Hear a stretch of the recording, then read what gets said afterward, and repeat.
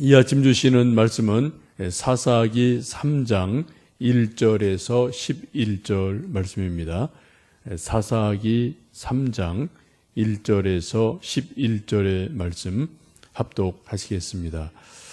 여호와께서 가나안의 모든 전쟁들을 알지 못한 이스라엘을 시험하려 하시며 이스라엘 자손의 세대 중에 아직 전쟁을 알지 못하는 자들에게 그것을 가르쳐 알게 하려 하사 남겨두신 이방 민족들은 블레셋의 5 군주들과 모든 가나안 족속과 시돈 족속과 바알 헤르몬 산에서부터 하맛 입구까지 레바논 산에 거주하는 휘 족속이라.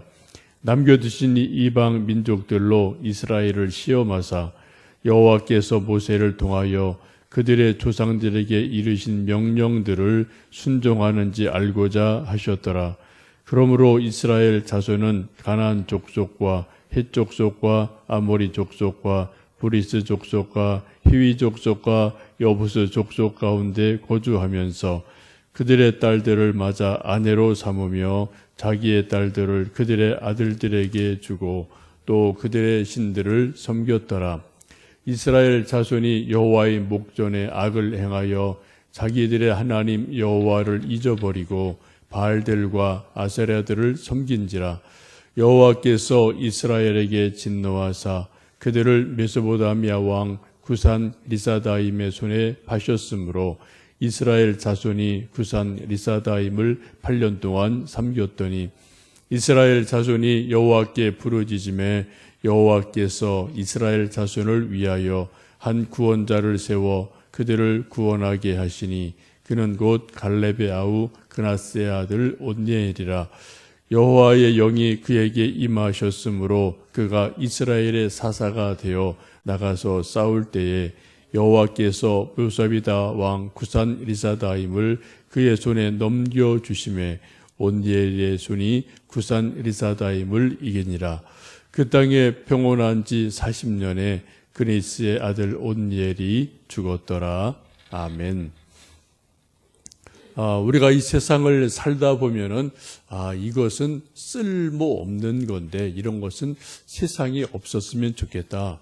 혹시 하나님 이건 잘못 만드신 거 아닌가라고 생각되는 그러한 우리에게 불편을 주는 것들이 물건이나 어떤 동물이나 식물들이 종종 주변에 있습니다.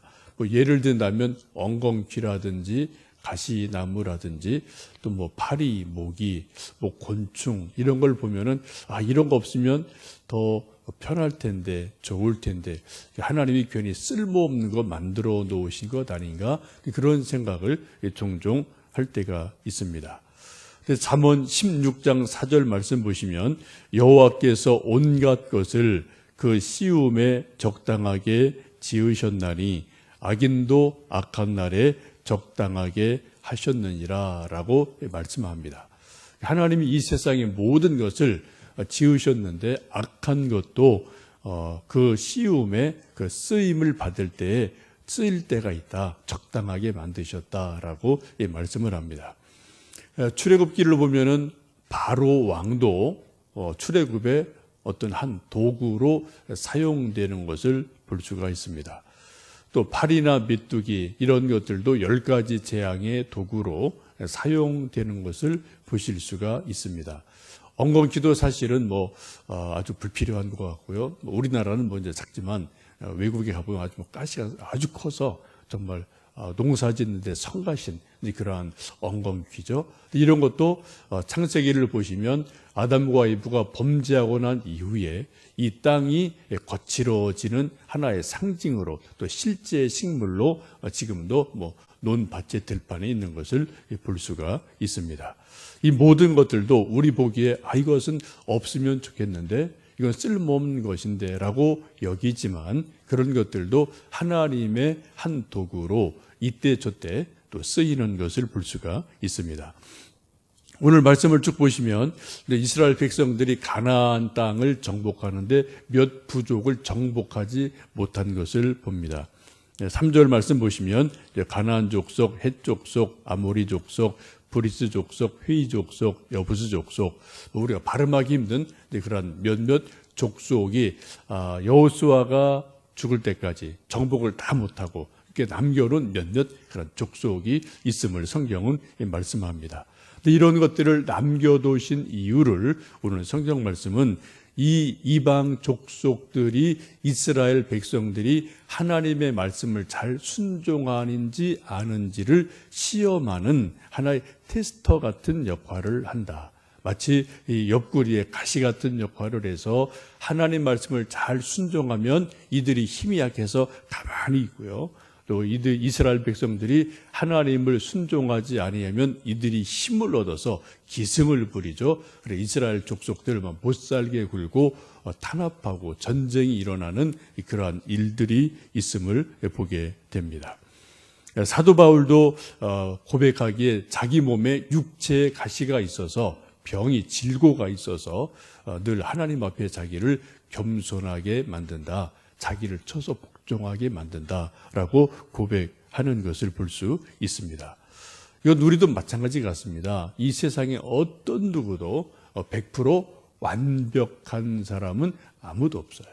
건강이나 물질이나 자녀 문제나 인간관계나 하여튼 이런저런 일에서 나는 하나도 부족한 게 없어. 나는 완벽해.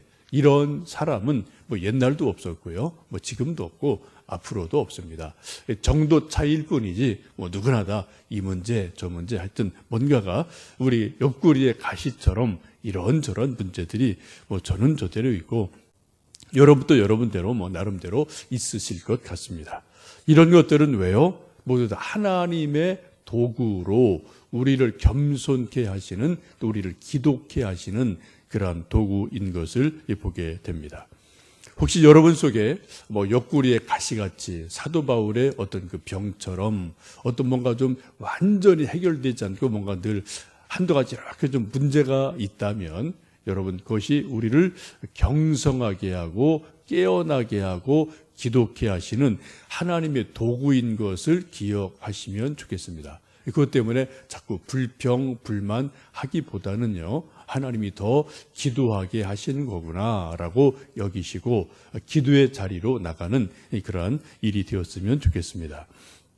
이제 이스라엘 백성들이 여호수아가 죽고 신앙의 세대들이 다 죽게 되었음을 성경은 말씀을 합니다. 그러고 나자 우리가 6절 말씀 보시면 여러 가지 일들이 일어나는 것을 보게 되죠. 우리 한번 6절 말씀을 함께 읽어보시겠습니다.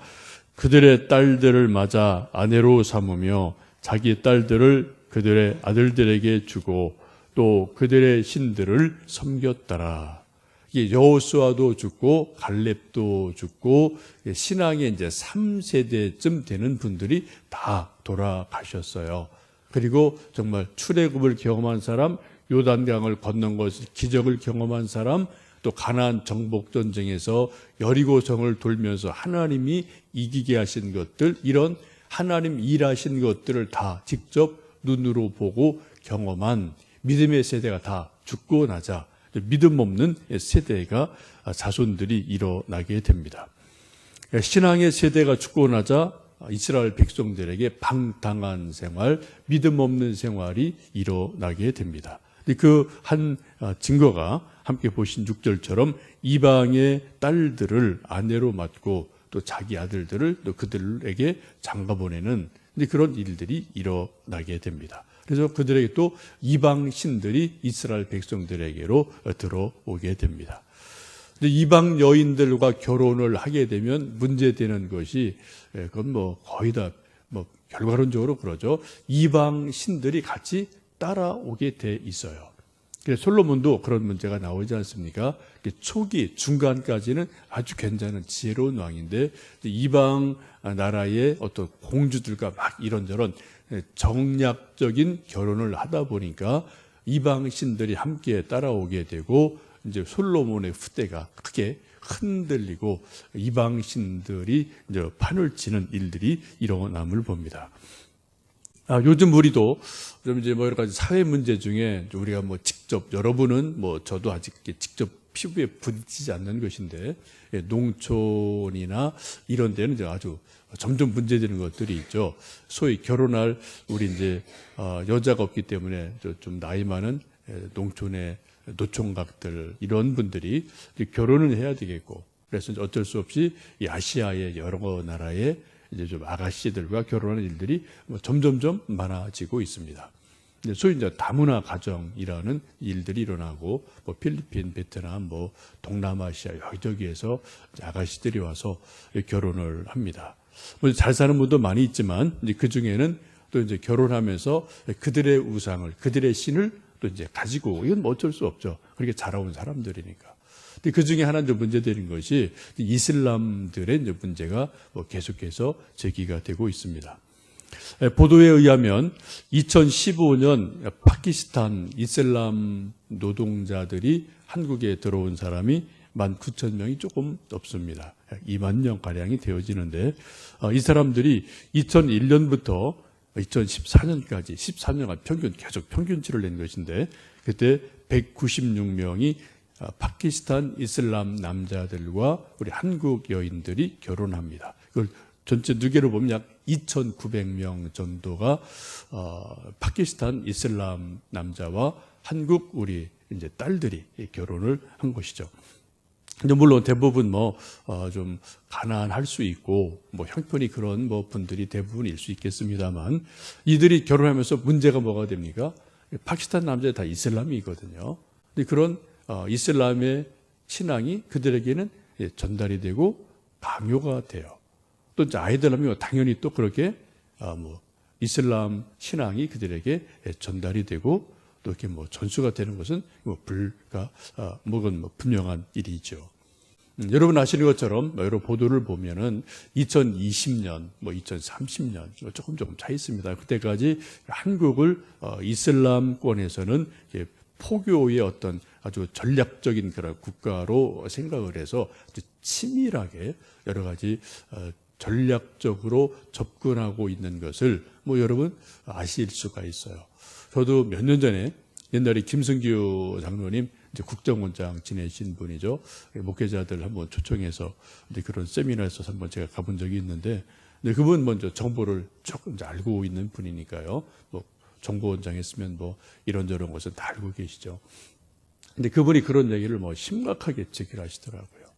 이슬람의 어떤 포교 전략이 0.1%일 때, 0.5%일 때, 1%일 때, 3%일 때, 5%일 때 행동 지침이 다 있어요.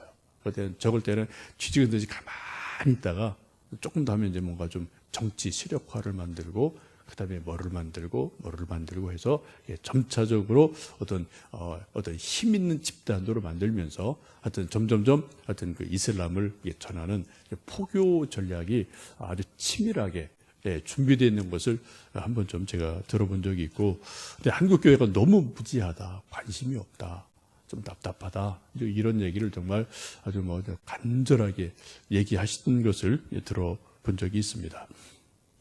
우리가 모르지만 여러분 하여튼 우리가 모르는 그 밑에 이 저변에서 이런 일들이 지금 우리나라 사회에서 여기저기 지금도 조금 진행되는 그런 일들이 있다고 이제 보시면 좋겠고요. 우리가 좀 기도해야 될 일 중에 하나인 것 같습니다.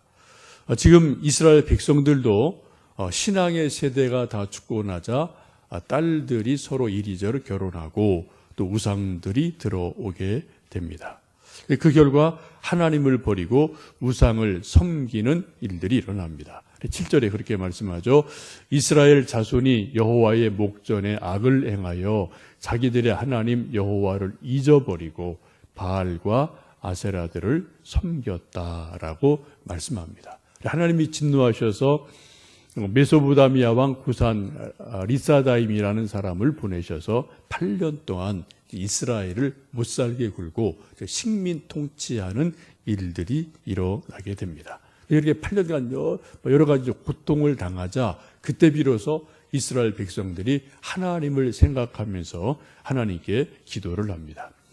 우리 9절, 10절, 11절 말씀 읽어보시겠습니다.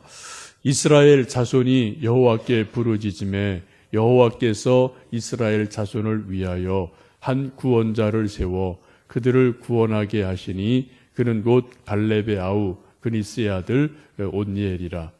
여호와의 영이 그에게 임하셨으므로 그가 이스라엘의 사사가 되어 나가서 싸울 때에 여호와께서 모사비다 왕 구산 리사다임을 그의 손에 넘겨주심에 온니엘이 손에 구산 리사다임을 이기니라. 그 땅이 평온한 지 40년에 그나스의 아들 온니엘이 죽었다라고 이제 말씀을 합니다. 8년 정도 크게 고통을 당하자 이스라엘 백성들이 하나님께 부르짖어 기도했다라고 성경은 말씀합니다. 참 묘하죠? 평온할 때는 하나님을 그렇게 간절히 찾지 않다가 이제 이스라엘 백성이 전쟁을 당하고 억압을 당하고 고통을 당하고 수탈을 당하자 하나님께 부르짖어 기도하는 일이 일어납니다. 이건 뭐 옛날이나 지금이나 마찬가지 같아요. 저도 마찬가지고 뭐 여러분도 마찬가지고요. 뭐 이스라엘 백성도 마찬가지고요. 사람들이 평온할 때는 그냥 기도하는 둥 마는 둥 그냥 기도합니다.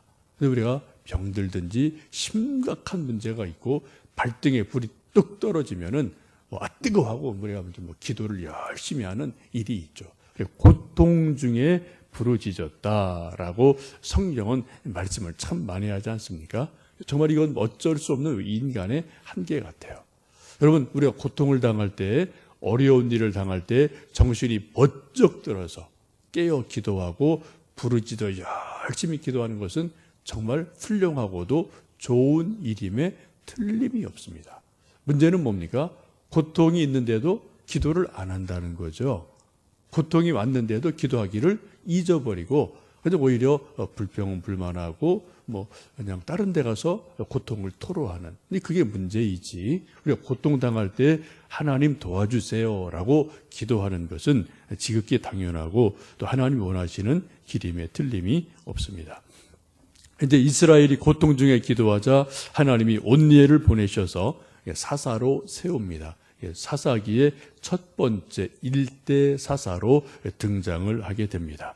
10절 보시면은 하나님의 영이 그에게 임해서 전쟁을 크게 이기게 하시고 온니엘이 살아있는 동안 40년간 평안을 누리는 일들이 일어나게 됩니다.